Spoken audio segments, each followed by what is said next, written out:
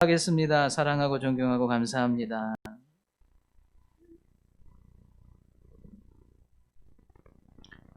네, 오늘 인용할 성경 구절이 20개가 넘습니다.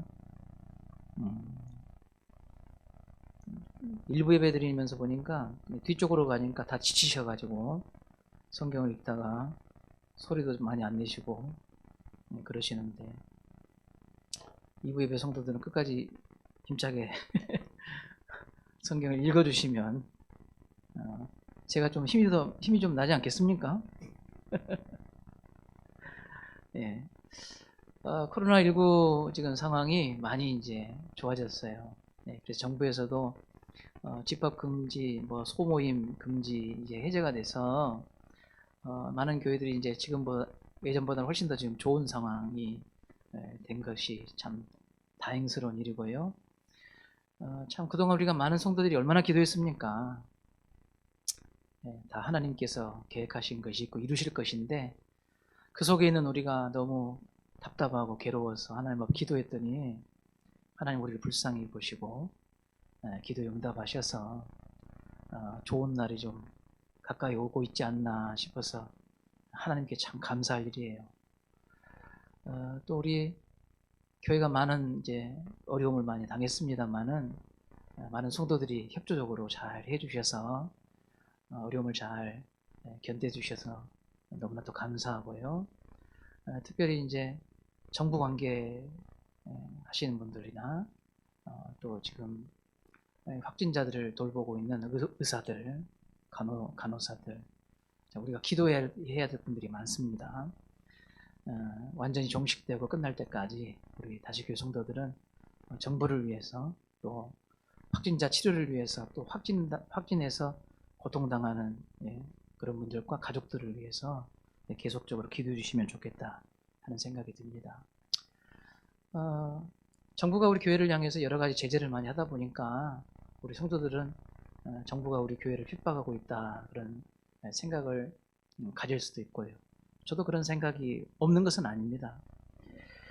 요즘에 들어보니까 또 이 정부가 교회를 향해서 핍박하는 이런 모습들을 보면서 어떤 말들이 또 교회에서 나오냐면 이건 영적 전쟁이다.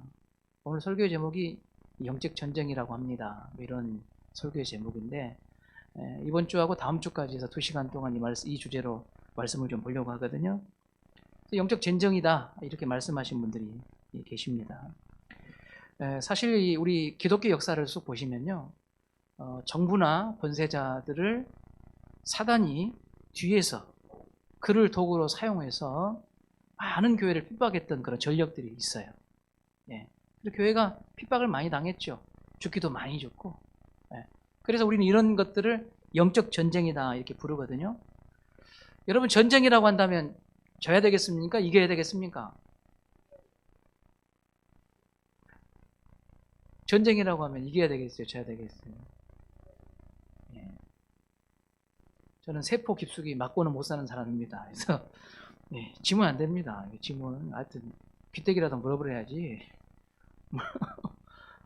이 전쟁하면 지면 안 됩니다. 이거 지면 얼마나 손해입니까? 이겨야죠. 지금의 상황이 영적 전쟁이라고 한다면 교회는 이겨야 합니다. 지면 안 되죠. 지면 손해죠. 지면 망하는 겁니다. 지면 빼앗기는 거예요. 이겨야 되죠. 지금의 상황이 영적 전쟁이라고 만약에 한다고 한다면 교회는 이 상황을 이겨야 합니다. 반드시 이겨야 합니다.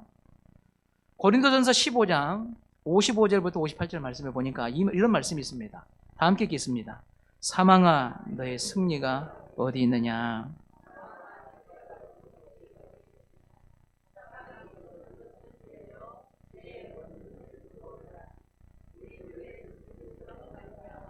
우리에게 승리를 주시는 하나님께 감사하노니 그러므로 내 사랑하는 형제들아 견실하여 흔들리지 말고 항상 주의 일에 더욱 힘쓰는 자들이 되라. 이는 너희 수고가 주 안에서 헛되지 않은 줄을 알미라. 아멘. 여러분, 쏜다 그랬잖아요. 화살 쏘고 이런 쏘는 거예요. 전쟁을 이야기하는 거잖아요. 우리의 생활 속에 영적 전쟁이 있다는 거예요. 그런데 57절 말씀 보니까 우리 주 예수, 57절 보죠. 우리 주 예수 그리스도로 말미암아 우리에게 무엇을 주신다? 승리를 주신다. 이렇게 했어요. 예. 왜 우리에게 승리를 주신다고 했는데 여기 우리는 누구를 말해요? 하나님의 교회를 말해요. 성도를 말합니다. 진짜 믿음 있는 사람들은 승리합니다. 그러나 가짜들은 승리하지 수 없겠죠. 진짜 믿음은 승리하게 돼 있어요. 하나님의 말씀이 약속하잖아요. 우리의 승리는 우리가 힘이 좋거나 지혜가 있어서 이기는 게 아니에요. 57절에 보니까 우리 주 예수 그리스도로 말미암아 그랬어요. 예수님이 승리하셨어요. 여러분, 이 영적 전쟁에, 교회가 싸우는 영적 전쟁에 최고의 사령관이 누구냐? 예수 그리스도신데 그분이 승리하셨다는 거예요. 그래서 거기에 속한 성도들은 사령관께서 승리하신 그 승리를 함께 공유하고 맛본다는 거예요. 그래서 교회는 승리하는 거예요.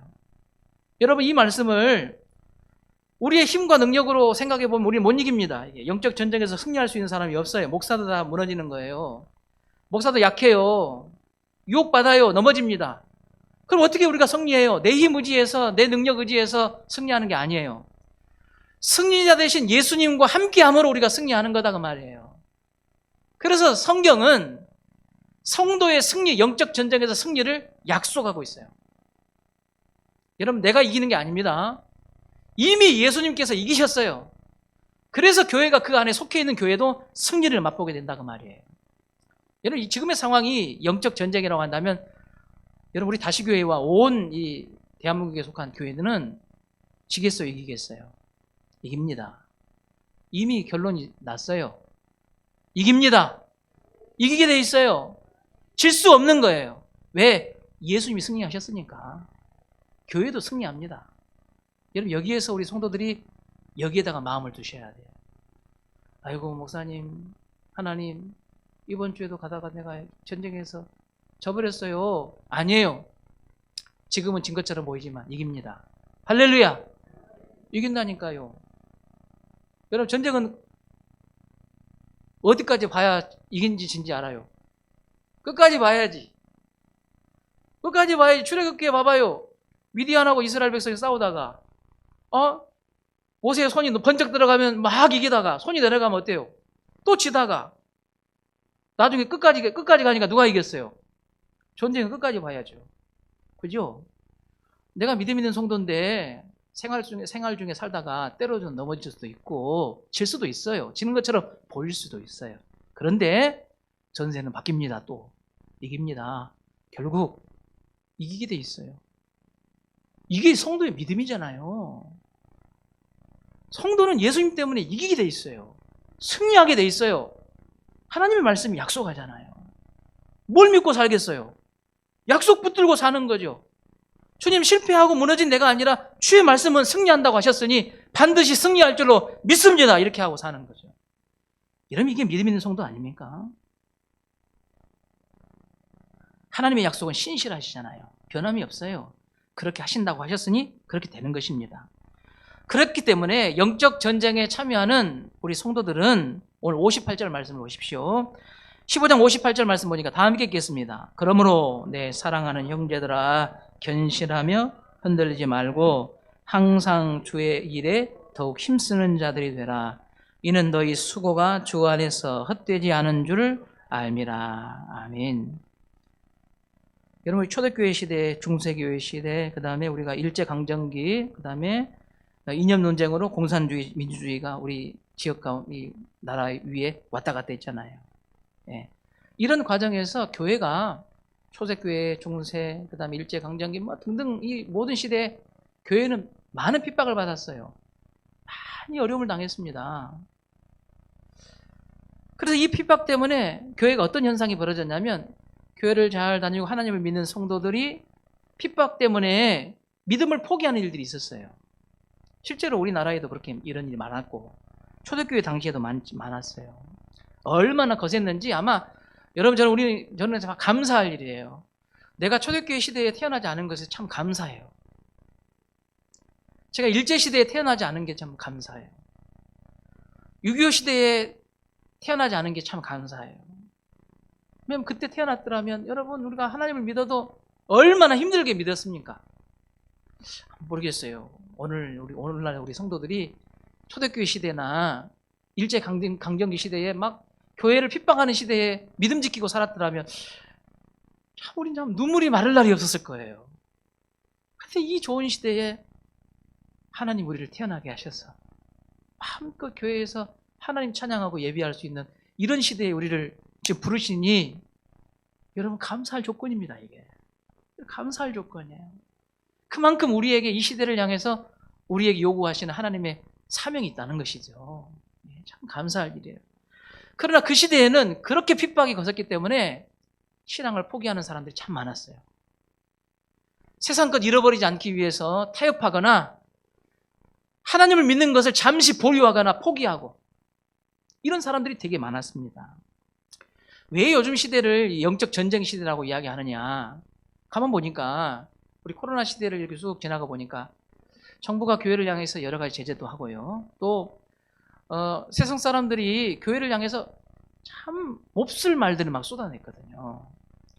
그러다 이런 과정을 지나다 보니까 교회 안에 지금 어떤 현상이 벌어지냐면 마치 초대교회 성도들이 핍박 때문에 하나님을 믿는 것을 포기하거나 세상과 적당히 타협해서 그냥 넘어가듯이 넘어가는 것 같은 현상들이 나타났어요.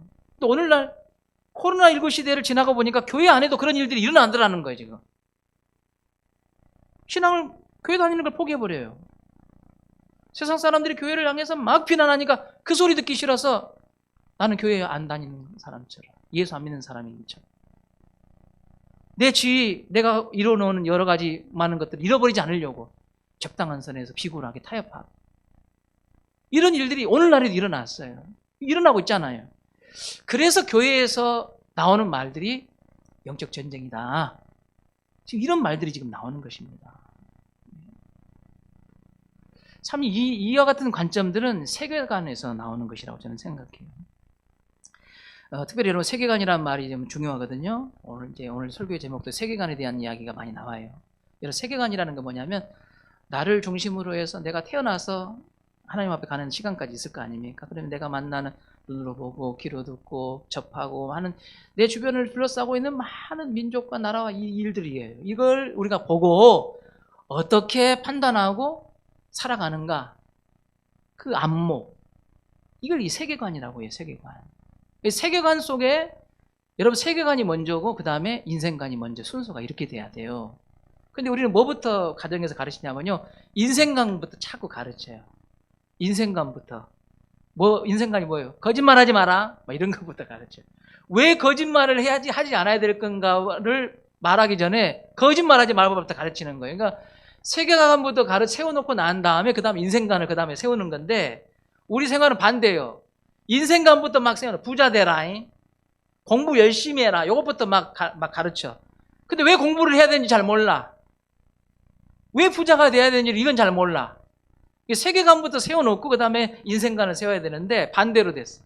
인생관부터 막 가르치고 그 다음에 세계관을 심어둘라 되냐 말이에요. 이게. 여러분 세계관을 뭐라고 우리가 비유할 수 있냐면요. 우리가 건물을 지을 때 설계도가 있잖아요. 그 설계도에 의해서 건물이 지어지죠. 세계관이 그런 거예요. 세계관이 있어야 인생이 세워지는 거예요. 그 세계관에 의해서 인생이 세워져요. 그러면 여러분 설계도가 있고 난 다음에 이제 건물을 지을 때는 재료를 뭘로 쓰느냐? 재료는 뭐냐? 인생관이 재료예요. 어떤 재료를 쓰느냐? 인생관이다 그 말이에요. 그럼 여러분 재료부터 준비하고 난 다음에 여러분 설계도 그래요? 설계도가 나와야 재료도 나오고 그러잖아요. 그러니까 세계관을 먼저 잡아놓고 그 다음에 그 세계관에 의해서 내가 어떻게 살 건가에 대한 인생관이 나온다 그 말이에요. 이해가 되시죠? 그러면 이 세계 속에는 우리가 이 인생 속에는 여러 세계관이 있지만 크게 세상적 세계관으로 살아가는 사람이 있는가 반면에 성경적 세계관으로 사는 사람도 있어요. 우리 믿음의 눈을 열고 보면요. 세상적 세계관으로 살아가느냐 성경적 세계관으로 살아가느냐 이게 되게 중요해요. 자, 여러분한테 한번 물어보세요. 여러분 스스로 여러분 자신한테 여러분은 세상적 세계관으로 사는 사람인 것 같습니까? 성경적 세계관으로 사는 사람 같습니까? 세상적 세계관으로 사는 사람은 세상적 세계관에서 세상의 자기 인생관이 나와요. 성경적 세계관으로 사는 사람은 성경적 세계관에서 인생관이 나오는 거죠. 자, 여러분 자신한테 냉정하게 보태지 말고 점수를 많이 주려고 하지 말아요. 너 일부러 막 점수 깎으려고 하지도 말고. 자, 여러분은 교회 몇 년 다니셨어? 겁나 오래 다니셨잖아요. 응? 우리 동네에서 이름만 대면 다 알만한 사람들이요. 자, 그러면 여러분이 지금 여러분은 세상적 세계관으로 살아요? 아니면 성경적 세계관으로 살고 있어요?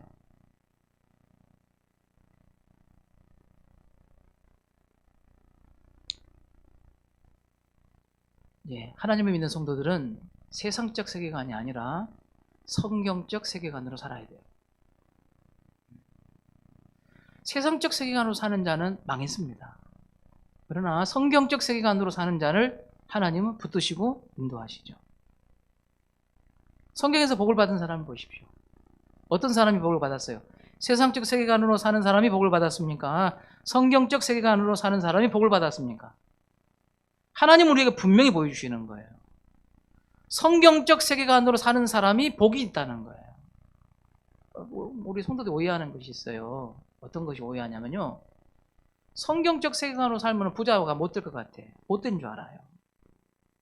성경적 세계관으로 살면 맨날 지고 퍼주고 나는 뭐 먹을 것도 없을 줄 알아.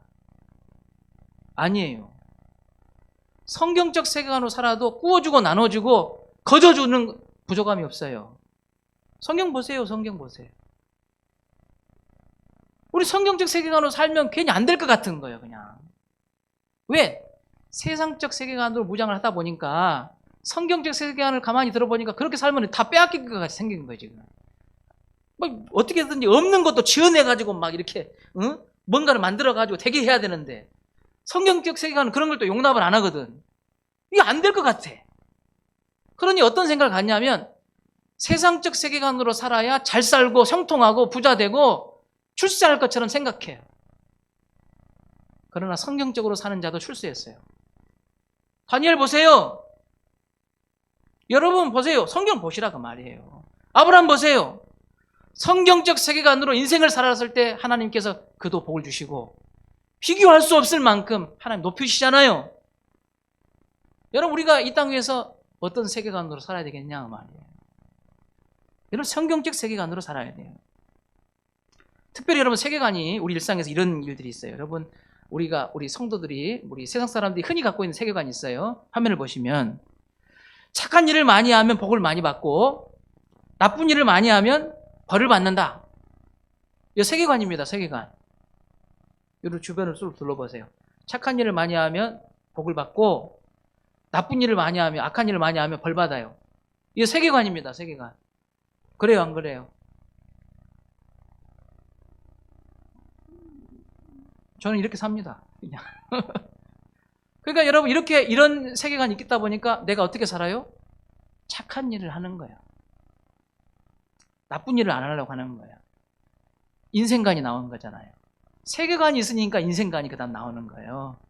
그 다음 뭐 또 우리가 흔히 아는 세계관 볼까요? 세계관을 가보니까 힘이 있으니까 막 다 당하고 살아. 아이고 힘이 있어서 그렇구나. 또 가보니까 돈이 질이요 또. 가만 보니까 막 짜자는 사람도 돈이 있으니까 막 갑자기 막 대접해주고. 에? 가만 보니까 돈이 없으니까 막 똑똑한 사람도 막 수모당해. 또 돈이 제일구만. 돈이 제일이라는 세계관이 길을 쓰고 돈을 벌게 만드는 거예요. 이제 거짓말을 쳐서라도 그냥 다 빼앗겨서라도 아주 욕심을 부려서라도 이걸 채워야 되는 거예요. 이게 세계관에서 인생관이 나오는 거잖아요. 여러분 성경적 세계관 오늘 제가 여러분과 함께 나눌 것은 과연 그렇다면 성경적 세계관이 뭐냐 하는 거예요. 몇 가지 오늘 본문을 중심으로 해서 우리 성도들이 취해야 될 성경적 세계관이 뭔가에 대해서 좀 말씀을 나누려고요. 첫 번째는 뭐냐면 성경적 세계관은 보이는 세계와 보이지 않는 세계가 공존한다는 세계관이에요. 성경이 말하는 성경적 세계관은 보이는 세계와 보이지 않는 세계가 서로 공존한다 하고 말씀하고 있어요. 고린도후서 4장 16절 18절 말씀 우리 읽겠습니다. 그러므로 우리가 낙심하지 아니하노니 우리의 겉사람은 낡아지나 우리의 속사람은 날로 새로워지도다 그랬어요.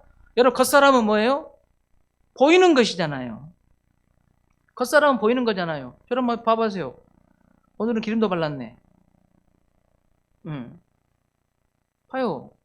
기름 짤딱망 해가지고, 눈 찢어져가지고 날카롭게 생기고. 이게 겉사람이잖아요. 네, 겉사람. 속사람은요? 제 속사람은요? 여러분 알아요? 우리 부인도 나를 몰라. 나도 나를 모른다니까.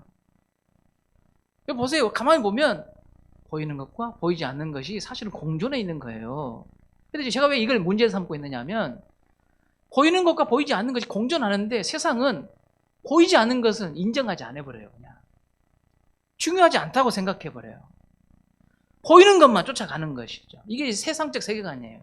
그러나 성경적 세계관은 보이는 것과 보이지 않는 것은 서로 공존해 있는 것이죠.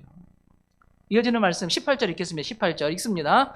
우리가 주목하는 것은 보이는 것이 아니요 보이지 않는 것이니 보이는 것은 잠깐이요 보이지 않는 것은 영원합니다. 보이는 것이 있고 보이지 않는 것이 있다고 성경은 말하고 있잖아요. 우리의 눈으로 볼 수 있는 것이 있고 볼 수 없는 것이 실제로 공존하고 있다는 거예요. 세상이. 여러분, 보이는 세계가 어떤 겁니까? 우리에게는 오감이라는 것이 있거든요. 눈으로 보고 귀로 듣고 냄새 맡고 맛보고 만져보고, 우리 오감이잖아요. 이것을 통해서 확인할 수 있는 것이 보이는 세계입니다. 특별히 보이는 세계는 경험을 되게 중요시해요. 여러분, 우리가 요즘에는 과학시대라고 하잖아요.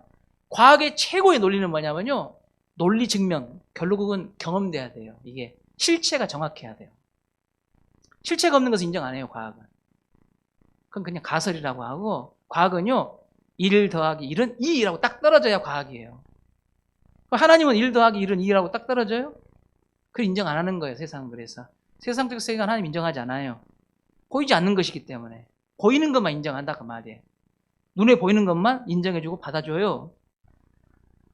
세상적 세계관의 가장 논리는 이성주의입니다. 이성주의. 이성주의에서 뭐가 나옵니까? 논리적, 상식적, 합리적.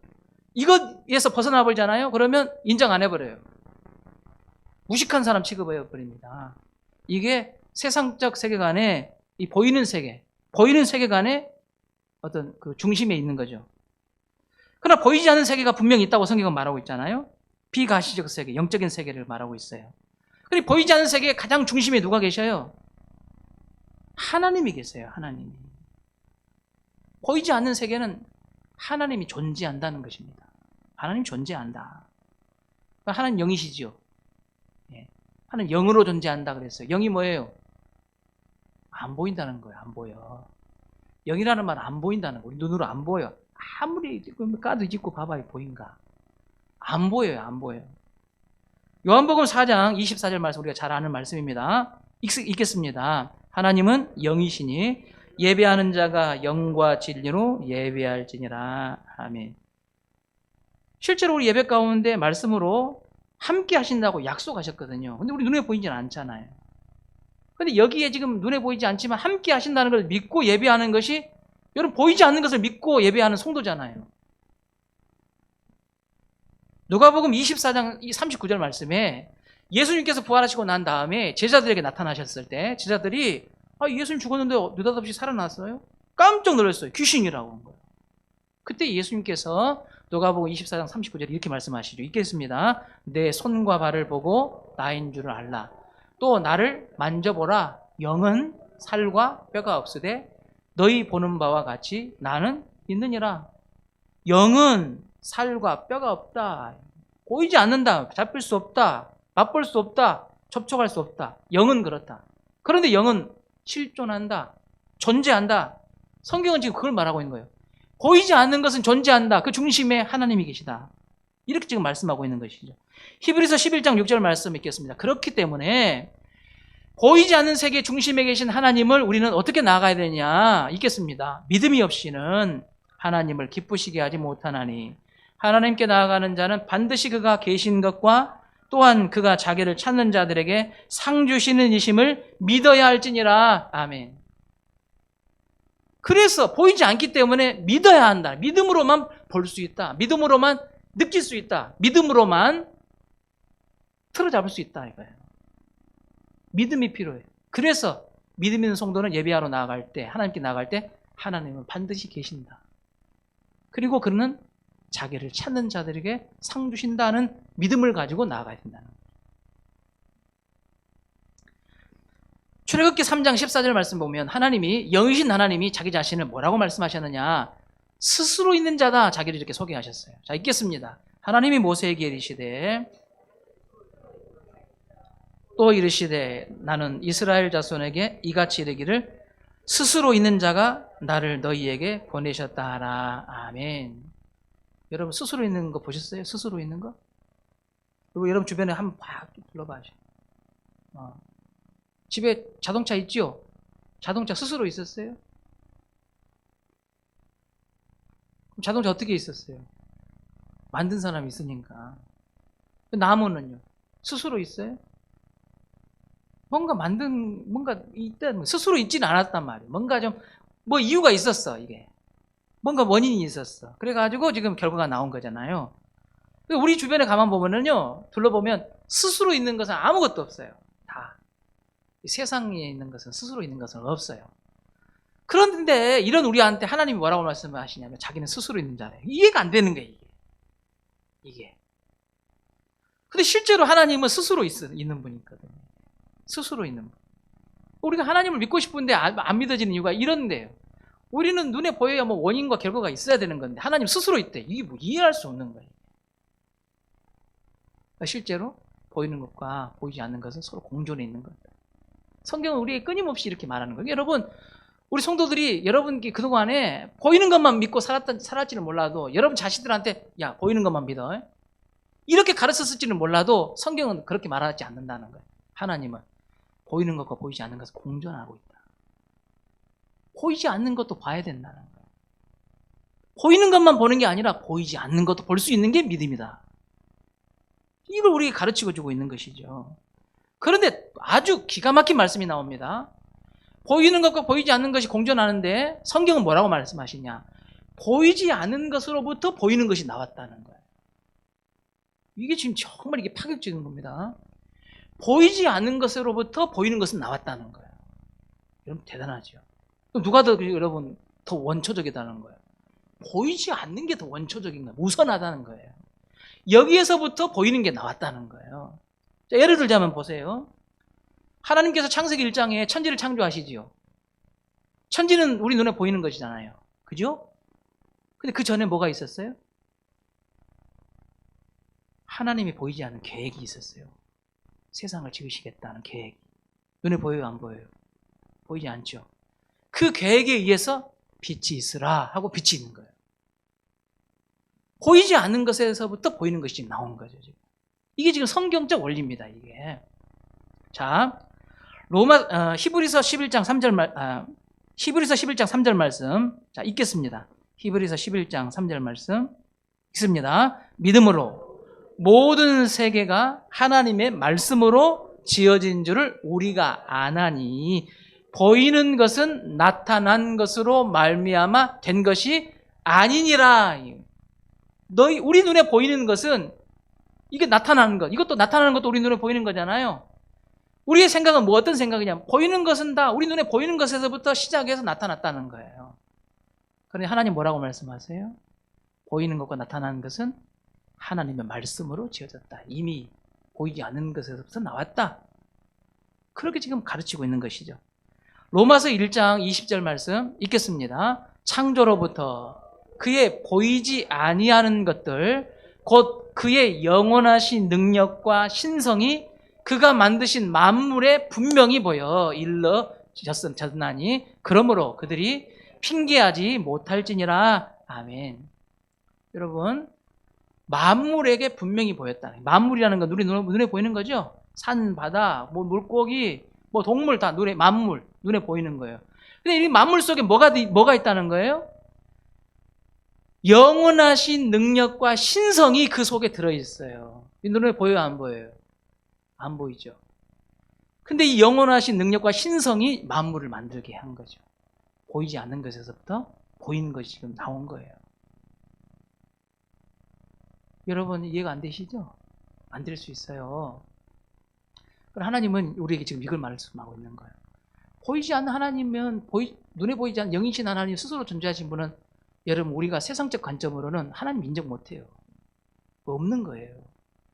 그래서 성경의 원리는 보이지 않는 것에서부터 보이는 것이 나온 것이고 물도 만물도 세상도 태양도 모든 것이 다 보이지 않는 것에서부터 나왔다는 거예요. 실체는 보이지 않는 것에서부터 있다. 그 보이지 않는 것의 가장 중심에 누가 계시다? 하나님이 계시다. 이걸 지금 성경은 말하고 있다는 말이죠. 그러므로 여러분 성경적 세계관은 뭐냐? 보이지 않는 것이 공존하고 있다는 것을 여러분 인식해야 돼. 단지 우리 눈에 보이는 것, 내가 느낄 수 있는 것이 전부가 아니라 보이지 않는 것이 있다는 거예요. 여러분 코로나19 이 시대에 정부는 극복하기 위해서 제재도 하고 성도 많은 국민들에게 협조도 하고 희생적이고 헌신적인 사람도 많이 있지만 이게 눈에 보이는 것이지만 우리 눈에 보이지 않는 것도 지금 공존해 있다는 거예요. 하나님의 계획하심과 하나님의 인도하심과 이런 것도 공존하고 실제로 공존하고 있는데 우리가 세상적인 세계관을 갖고 있으면 뭐만 보여요? 정부나 대처나 안전이나 소독이나 이런 것만 보이는 거다 그 말이에요. 세상적 안목. 그러나 성경적 안목은요 보이지 않는 것도 공존하고 있다. 이걸 우리에게 지금 말씀하고 있는 거죠. 이게 지금 성경적 세계관인 거예요. 자, 두 번째로는 여러분 세상을 둘러보시면 보이는 세계와 세상에 속한 이 세상에는 많은 사람이 살고 있잖아요.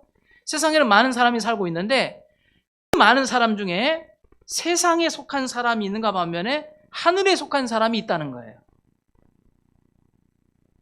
여기서부터 여러분 좀 이해가 안 될 거예요. 왜? 사람이 다 똑같이 사람이지 뭘. 24시간 다 받고 살고 다 뭐 밥 먹고 살아야 밥이 들어가야 몸도 건강하고 결혼해서 사랑해서 애 낳고 잘 살고 뭐 직장이 있어가지고 또 필요한 돈도 벌고 뭐 다 인정해. 그러면 다 똑같은 사람이지 뭐가 다르냐.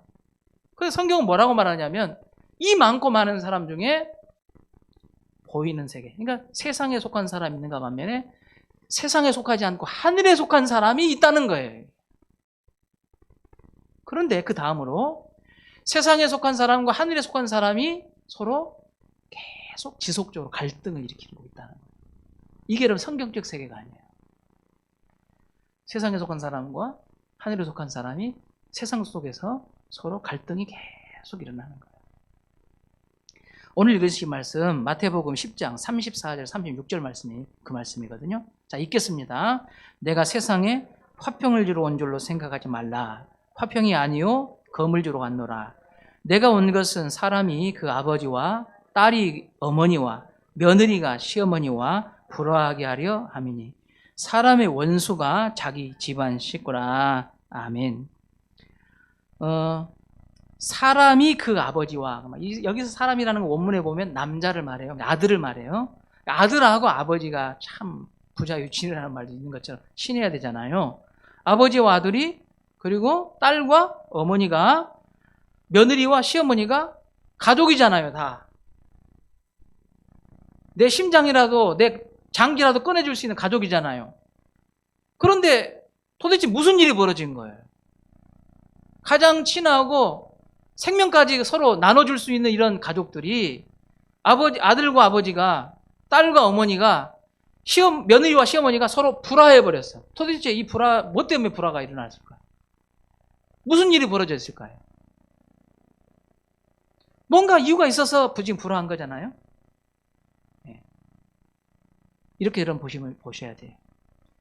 아들과 아버지 중에 둘 중에 어떤 사람은 세상에 속한 사람이고 그 중에 한 사람은 하늘에 속한 사람인 거예요. 이 둘 사이에 지금 갈등이 생긴 거죠. 딸과 어머니 사이에 가장 친해야 될 두 사이가 어떤 사람은 세상에 속한 자고 어떤 사람은 하늘에 속한 자예요. 그래서 둘이 지금 분쟁, 갈등을 일으키는 거예요. 며느리와 시어머니가 둘 중에 어떤 사람은 땅에 속한, 세상에 속한 사람이고 한 사람은 하늘에 속한 사람인 거예요. 그래서 서로 안 맞아. 분쟁이 일어나요. 갈등이 지금 일어나고 있는 거예요. 지금 이게 지금 일어난다는 거예요. 예수님께서 34절에 뭐라고 말씀하세요? 화평을 주러 온 줄로 생각하지 말라. 화평이 아니라 검이라는 게 뭐예요? 그 당시에 전쟁할 때 쓰는 무기가 검이에요. 전쟁 주러 왔다 이거예요. 전쟁 주러 왔다. 그럼 이 전쟁이 뭐 때문에 생긴 거예요? 세상에 속한 자와 하늘에 속한 자가 구분되기 시작하니까 세상에 속한 자와 하늘에 속한 자 사이에 지금 전쟁이 영적 전쟁처럼 일어나 버린 거예요, 지금. 그걸 지금 여러분 믿어지십니까? 잘 안 믿어질 수 있어요. 그래서 저는 믿습니다. 저는 믿어요. 똑같이 나보다 더 잘나고 똑똑한 사람인데도 세상에 속한 사람이 있어요. 훨씨 모자란 것 같은데도 하늘에 속한 사람이 있습니다. 우리 이거 인정 안 합니다. 이 땅 위에서 이와 같은 이 분쟁들이, 갈등들이 계속 지속되고 있어요. 계속 지속되고 있다고 성경은 지금 말하고 있단 말이에요. 그럼 여러분 세상에 속한 자는 어떻게 되겠어요? 망합니다. 세상에 속한 자는 망하게 돼 있어요. 하늘에 속한 자는 천국을 유업으로 받아요. 그러나 세상에 속한 자는 세상과 함께 썩어지고 망합니다. 여러분 우리가 하늘에 속한 자가 돼야 되죠. 땅에 속한 세상에 속한 자가 돼서는 답이 안 나와요. 그 다음에 여러분 세상에 속한 자가 어떤 사람이냐, 성경은 이렇게 말하고 있어요. 육신이 된 자다 이렇게 표현하고 있어요. 육신이 된 자. 사람이 그럼 육신이지. 육신이 된 자. 자 1절부터 창세기 6장 1절 3절 읽겠습니다. 사람이 땅 위에 번성하기 시작할 때에 그들에게서 딸들이 나니 하나님의 아들들이 사람의 딸들의 아름다움을 보고 자기들이 좋아하는 모든 여자를 아내로 삼는지라. 여호와께서 이르시되 나의 영이 영원히 사람과 함께하지 아니하리니 이는 그들이 육신이 됨이니라. 그러나 그들의 날은 120년이 되리라 하시니라. 아멘. 1절 말씀에 딸들이라는 표현이 나오잖아요. 그럼 우리 교인들 반 이상이 지금 딸이에요. 딸. 예, 딸. 딸들이 낳대. 딸이 문제가 돼버렸어 지금. 딸들이 낳대. 지금 딸들이 문제입니다. 남자분들 안심하십시오. 딸이 문제예요. 사실 이게 딸은 여성이라는 의미가 아닙니다. 여기서 성경이 말하는 딸들은 뭘 말하냐면요, 하나님의 형상대로 우리가 인간이 지금 받았는데 딸들은 하나님을 전혀 인정하지 않는 사람을 가리켜서 딸들이라고 표현했어요. 하나님의 형상대로 우리가 사람이 태어났는데 하나님 모르고 사는 사람이에요. 그걸 영적인 의미의 딸들이라는 거예요. 딸들. 근데 여기서 하나님의 아들, 2절에 하나님의 아들들이라는 표현이 나오죠. 하나님의 아들들이라는 건 뭐예요? 하나님의 형상대로 지금 받은 인간이 하나님을 알고 하나님께 예배하고 하나님을 의지하고 사는 사람들을 말할게요. 근데 시간이 지나니까 사람의 딸들도 나고 하나님의 아들도 나는데 시간이 줄다 보니까 하나님의 아들들이 가만 보니까 너무 이쁜 거예요. 딸들이 너무 마음에 든 거예요. 그래서 결혼했어요. 결혼해가지고 어떻게 돼버렸어요? 결혼해가지고 어떻게 됐다고요? 3절 제일 중간에 봐보세요. 그들이 육신이 되어버렸다 이렇게 했어요. 육신이 되어버렸다. 여러분 하나님께서 흙으로 사람을 빚으시고 난 다음에 그 코에 생기를 불어넣으시죠. 그래서 사람이 어떻게 됐다고 그랬어요? 생영이 됐다 이렇게 했어요. 육신은 뭐냐? 영은 없고 육체만 있다고 말이에요. 영적 존재가 아니라 육적 존재로 살아버렸어요. 하나님의 아들들하고 세상의 딸들이 만나가지고 하나님의 아들들이 타락해 본 거예요. 그냥 육신이 돼버린 거예요. 그냥 이게 지금 육적인 자들이라고 말해요. 세상에 속한 자들이라고 말해요. 하나님이 전혀 없어요. 예. 예.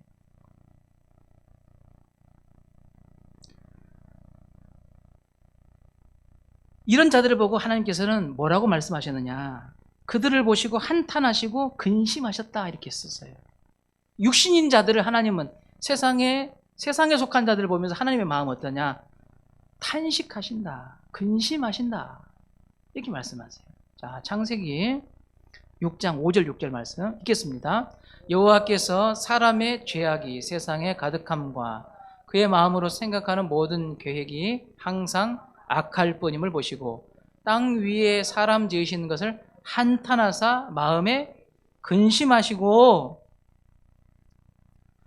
그들이 육신이 되어버리니까 마음으로 생각하고 계획하는 모든 것이 악한 것이 돼서 동서남북 돌아다니고 누군가를 만나서 하는 모든 일들이 결국 세상에 악을 양산하는 것이 되어버렸단 말이에요. 죄악을 양산하는 것이 되어버렸어. 그러니 하나님이 그 모습을 보시면서 한탄하시고 근심하셨다. 이 원인이 뭐라고요? 누구 때문에 이렇게 되어버렸어요? 세상에 속한 자 때문에.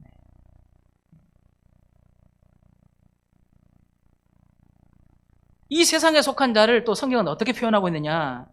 공중의 권세 잡은 자의 추종자들이다 이렇게 쓰고 있어요. 공중의 권세 잡은 자들의 추종자다. 자, 에베소서 2장 1절 2절 말씀 읽겠습니다. 그는 허물과 죄로 죽었던 너희를 살리셨도다. 그때에 너희는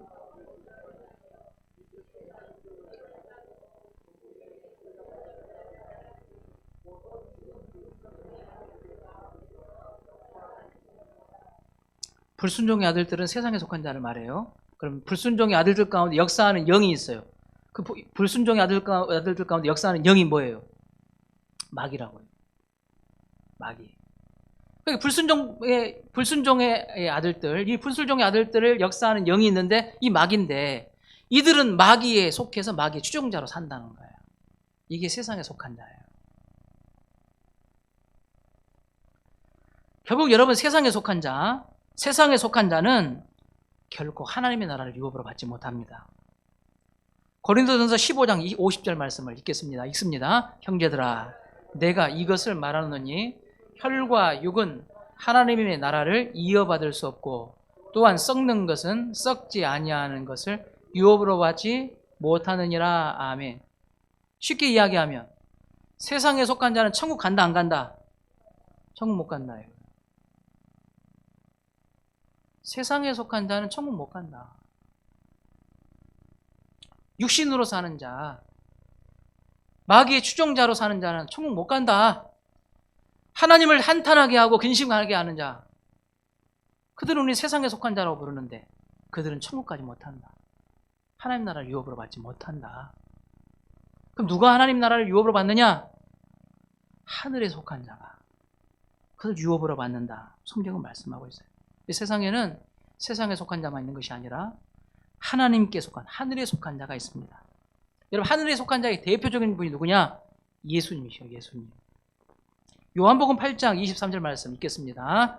다 함께 읽겠습니다. 예수께서 이르시되 너희는 아래에서 났고 나는 위에서 났으며 너희는 이 세상에 속하였고 나는 이 세상에 속하지 아니하였느니라. 나는 누구예요? 예수님이 하시는 말씀이에요. 예수님 어디에서 났다고요? 위에서 났고 너희는 어디에서 났고?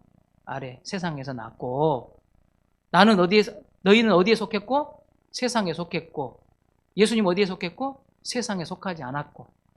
그래서 여러분 예수님께서 하늘에 속한 자예요. 하늘에 속한 자. 그럼 예수님이 하늘에 속한 자면 우리는 어떻게 하늘에 속한 자가 돼요? 영접하는 자, 그 이름을 믿는 자들에게는 하나님의 자녀가 되는 권세를 주셨으니 우리가 그 하늘에 속한 자인 예수 그리스도를 믿을 때에 그 예수님 때문에 나는 하늘에 속한 자가 되는 거예요. 예수를 믿어야 하늘에 속한 자가 되는 거예요. 예? 하나님의 살아계심과 예수 그리스도의 구원자 되심을 믿는 자가, 그것을 의지하고 사는 자가 하늘에 속한 자다고 말씀하고 있다고 말이죠. 그래서 이 세상에 속한 자와 하늘에 속한 자 사이에 끊임없는 갈등이 계속 지속되는 거예요. 자, 요한복음 15장 18절 19절 말씀 읽겠습니다. 세상이 너희를 미워하면 너희보다 먼저 나를 미워한 줄을 알라. 너희가 세상에 속하였으며 세상이 나의 것을 사용하는 것이나 너희는 세상에 속한 자가 아니요 도리어 내가 너희를 세상에서 택하였기 때문에 세상이 너희를 미워하느니라. 아멘. 세상에 속한 자들이 누구를 미워한다고요? 예수님을 미워해. 왜? 예수님 어디에 속했기 때문에? 하늘에 속했기 때문에. 그럼 예수님 믿는 성도는 어디에 속했어요? 하늘에 속했어. 세상은 예수님을 미워하고, 그래서 그에게 속한 그 하나님 예수님을 믿는 자들을 그래서 미워한다고 말이에요. 이게 지금 우리가 보는 세상 속에 세상에 속한 자와 하늘에 속한 자의 미묘한 갈등들이 지속되고 있는 지금 현장에 우리가 살고 있는 거죠. 코로나19의 상황에도 여전히 똑같아요. 세상에 속한 자가 있는가 하면 하늘에 속한 자가 있단 말이에요. 이 둘 사이에 미묘한 갈등들이 계속 지금 양산되고 있는 지금 현장이 오늘 지금 현장이에요. 제가 몇 주 전에 제 제자가 한번 찾아왔어요. 아주 제가 조금만 어렸을 때부터 되게 이뻐했던 제자인데 이제 30 가까이 돼가지고 제가 남자친구가 있다고 저한테 그냥 알리러 왔어요. 제가 소문을 들었죠. 제가 남자친구가 생겼다나 알고 있었어요. 그래서 이제 밥을 먹자고 그래서 갔어요. 그래서 갔더니 남자친구가 막 자기하고 너무 잘 맞는, 생각하는 것도 잘 맞고 취미도 같고 말이 잘 통하고 너무 좋대. 예. 근데 제가 알거든요. 그 남자친구가, 이 자매는요 자기 아버지 장로님이세요. 그 집안 전체가 목사님도 있어요. 제 형부 중에. 예. 그 남자친구는 예수를 안 믿어요. 예. 예수를 안 믿어. 근데 말이 너무 잘 통한데 취미도 같고 막 내 말을 타공타공 얼마나 알아먹는 게 뭔데. 제가 뭐라 하는지 아세요? 너 그 사람 앞에서 교회 이야기 안 하지? 너 신앙 이야기 안 하지? 말하면 싸우니까 안 해요. 말하면 싸우니까 안 한다고요. 하늘에 속한 자와 땅에 속한 자는 원래 말이 안 통해요. 그냥 안 맞아요. 잘. 우리가 계속 신앙 이야기 하잖아요. 못 알아들어요. 답답해요. 미워요. 그냥. 근데 이 사람이 그냥 보니까 너무 좋은 거거든. 놓치기가 싫은 거야. 잘생기고 말도 잘 통하고 취미도 같고 자유롭고 너무 좋은 거야. 근데 내가 교회 갈까? 예수 믿어야 되는데 하면 싫어할 것 같아. 그래서 자매가 하는 말이 전혀 문제가 없대. 제가 그랬지. 연애할 때는 뭔 짓을 못한다냐. 연애할 때는 뭔 짓을 못한다. 알았어. 교회 가줄게. 아버지 장로님한테 갔더니 우리 집은 세례를 받아야 결혼을 한다. 아이고, 세례 그 같은 거 받아줄게. 받아줘. 결혼하고 난 다음에 누구세요? 이렇게 한다고. 그런 식으로 하면 곤란한데 왜 미쳐버렸구만. 또 세계관이 달라요. 하나님의 사람과 세상에 속한 세계관이 달라. 세계관이 다른데 인생관 비슷할지도 몰라. 왜? 돈이 필요하니까 다 돈이 필요하다고 그래. 인생관이. 근데 세계관은 달라. 비슷한 것 같지만 너무 다른 거예요. 여러분, 오늘 우리 교회 현장에도 가정 안에서 세상에 속한 자와 하늘에 속한 자가 미묘한 갈등들을 계속해요. 괴로움 당하기도 하고. 예. 여러분 동네에 나가보셔봐. 교회 얘기만 안 끝내면 나하고 겁나 친해.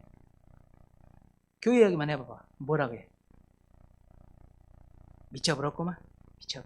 미쳐버렸어. 사람 배려버렸다니까. 교회 교자만 하면 입을 막 때려본대. 또 노인당 오지 말해. 회관 오지 말해. 안 놀아본대.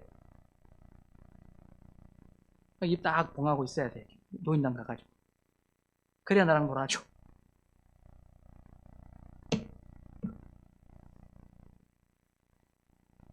여러분, 세상적 세계관으로 살고 있어요. 성경적 세계관으로 살고 있어요.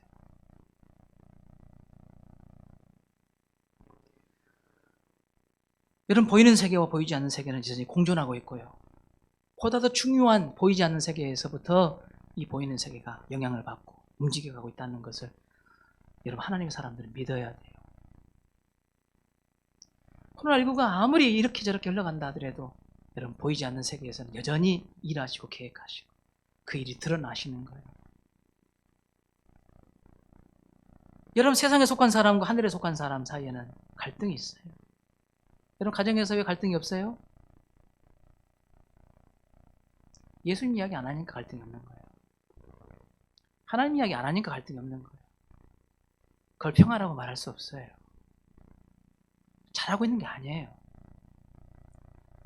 여러분, 언제까지 세상에 속한 자로 남겨두실래요? 내가 내 몫이 있잖아요.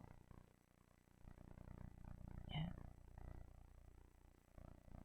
여러분, 우리 다시교회는 이 코로나19 시대에도 세상적 세계관이 아니라 성경적 세계관을 가지고 이 상황을 보실 수 있는 교인들이 되셔야 됩니다.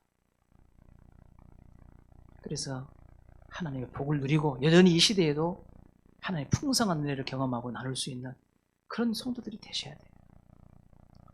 이런 믿음이 우리 다시교회 모든 성도들 위해 함께 하시기를 주의 이름으로 축원합니다. 하나님 아버지 감사합니다. 우리 다시교회 성도